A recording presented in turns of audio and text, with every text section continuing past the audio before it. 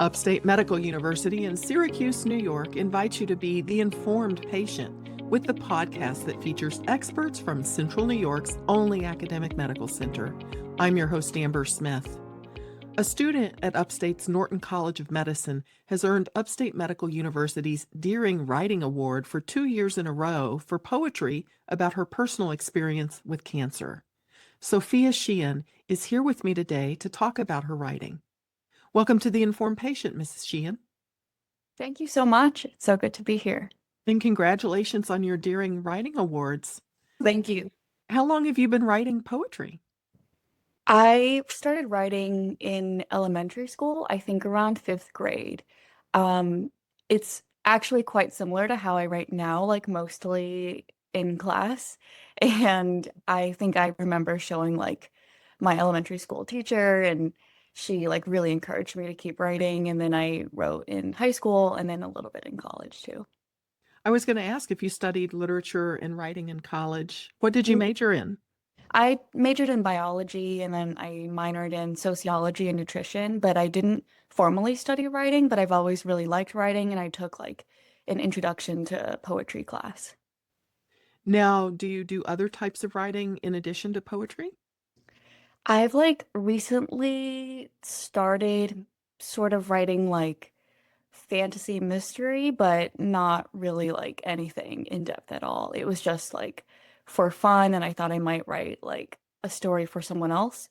But I mostly just write poetry and I read primarily like mystery. That's like my favorite genre to read. What do you like about writing? I think it's nice because it helps you like sort through any experiences you have going on that you quite don't understand yet. I feel like I'm someone who, when something like big or major happens in life, like it takes me a while to sift through like all the emotions I'm experiencing and really kind of have that feeling like settle in. And so writing helps me like sort and organize like my thoughts. But it's also just nice because while it's sorting my thoughts, it also kind of quells the mind and allows you to like find like a stillness and calmness and peace with whatever it is you're going through. Now, you said you majored in biology. Mhm. When you started college, did you know that you wanted a career in medicine? Is that why you chose biology? Yeah, so my parents actually like they're like very stereotypical Asian parents and they were like, you should go be a doctor. And I was a very rebellious kid, so I was like, I'm gonna do anything but that now. So I actually like studied slash like tried to venture into any other field besides medicine. Like I like was into engineering for a while. I thought I might go into journalism for a bit and I wrote for like my high school newspaper. Like I pretty much explored every other avenue just so I wouldn't be the child who like appeases her parents. And so it ended up being that medicine was the one thing that I really, really enjoyed and was passionate about. So fortunately for them and to my dismay, I was like, okay, this is like my route. I'm gonna do medicine. And it was a decision I made, I think, pretty early on too. And I just every class that I took and every other pre-med experience really affirmed that decision that medicine was the right career path for me. And now like I am loving medical school and all of my patient experiences, and I'm really happy to be here. Your poems, Monstera in 2025 and Four in 2024, they're about your diagnosis and treatment for a rare and aggressive blood cancer. Mhm. When and how did you learn that you had cancer? Yeah, so I was diagnosed a couple months after graduating from college. I was working as a medical assistant during the day and I was doing Instacart deliveries during the nighttime. So like pretty busy, packed daily schedule. And I remember feeling tired and bloated, interestingly enough, was like my first like major like symptom that was off from normal. And I just thought it was from working like a lot or not getting enough sleep. But it just sort of never got better. I was like more fatigued, more bloated, and no matter how much I slept, I wouldn't feel well rested enough. And these are super vague, like non-specific symptoms whatsoever. But I think it just got so bad to the point where I wasn't able to walk. I stopped doing my like Instacart deliveries in the nighttime. And then eventually I had to take time off of work. And so I went to the emergency department several times. And so it took actually a while to receive the diagnosis because I don't have any family history or personal history of any cancers. And so no one was expecting this healthy, like 21-year-old who walks into the ED to be like, that's not really the first thing on their differential. And it took like going from doctor to doctor. I eventually had to move home because I like just couldn't like work anymore. And from a hospital there, I got diagnosed in like it was late summer of 2021, like September. Had you ever heard of hepatosplenic T-cell lymphoma? Had that ever crossed your mind before? No, I think actually when I was in the emergency department, like the evening after I got diagnosed, they told me to go to the hospital right away, and the fastest way to be admitted was through the ED. And this was right like a couple hours after receiving my diagnosis. I went and like that was the moment where like we had like the most questions. My dad accompanied me and we just like didn't really know what the treatment plan was going to look like. All we knew was that I was getting admitted and that I had been diagnosed with cancer. And so we had been asking some of the providers there, like, what this specific cancer was. And I think even they hadn't really heard of it because it's a really rare form of disease. And it wasn't until I got onto like the oncology floor when the providers there were like, of course, familiar with that.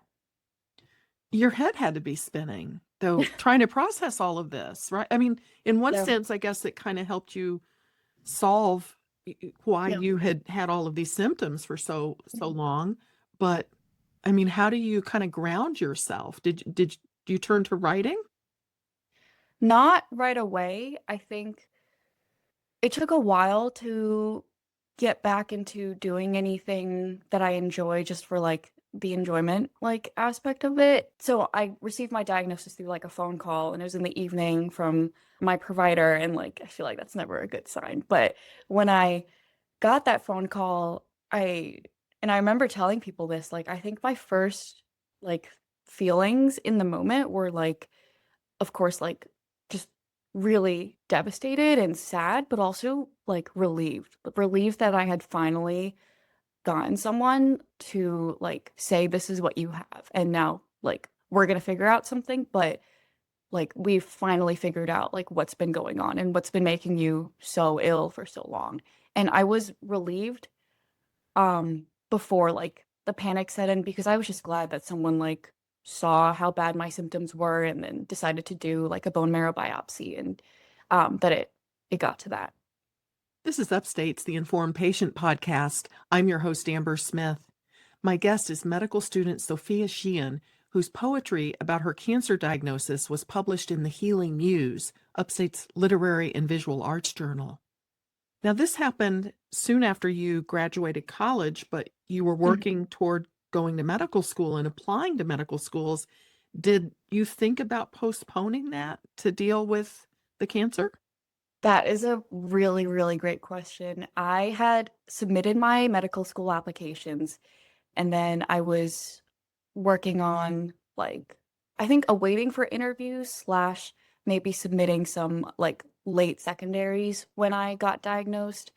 And I actually had made the decision for about 24 hours that I was going to withdraw and just wait out and see like how chemo was going to go because it was in the very beginning stages of planning my treatment. They said it was going to be several rounds of chemotherapy. They didn't know how long the treatment was going to take. I knew I needed a stem cell transplant at the end, and to be quite honest, the prognosis was not great. And so I think part of it, like the logical side of my brain was like, it doesn't really make sense to keep going with medical school if I don't know if I'm going to make it out of the hospital at this point.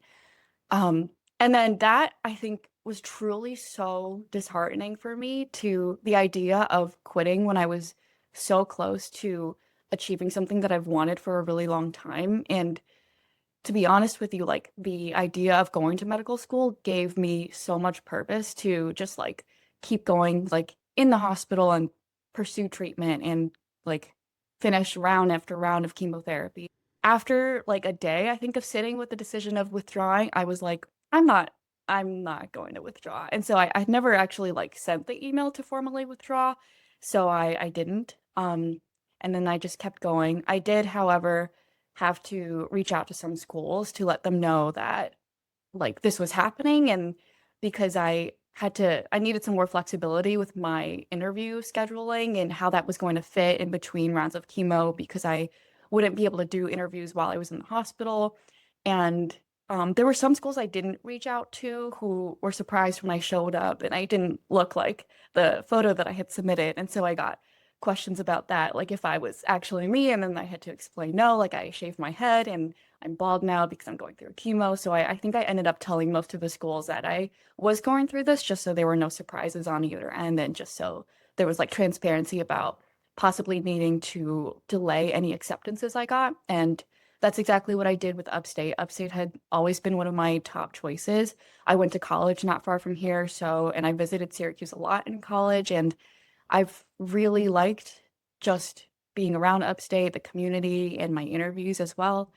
Um, and so when I got and did my Upstate interview, it was around the time where I was like, okay, I think I have a few more in me, and then I'm good to go, and I'll just go off of whatever acceptances I get. So where are you in your medical training at this point? What year?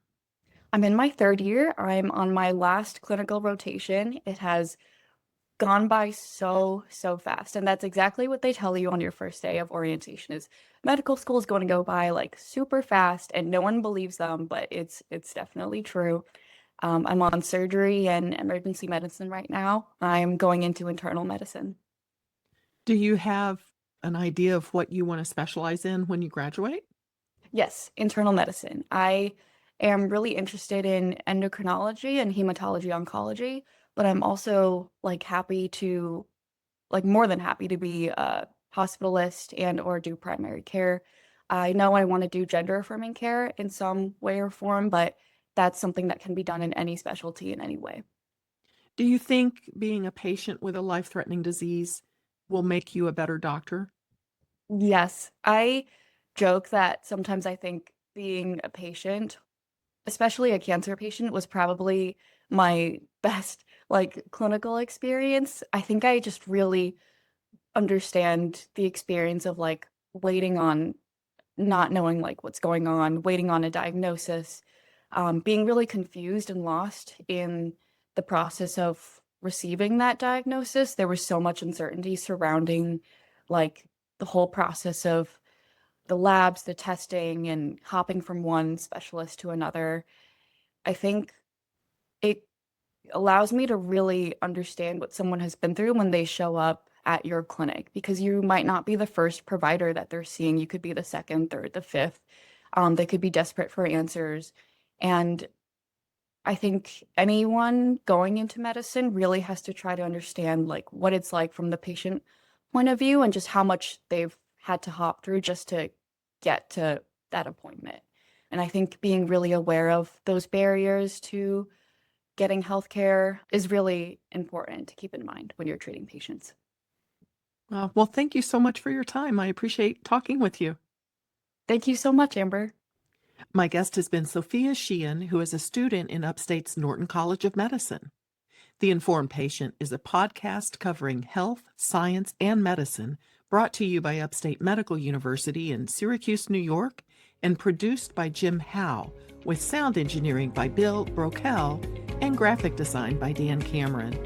Find our archive of previous episodes at upstate.edu/informed. If you enjoyed this episode, please invite a friend to listen. You can also rate and review the Informed Patient podcast on Apple Podcasts, YouTube, or wherever you tune in. This is your host, Amber Smith, thanking you for listening.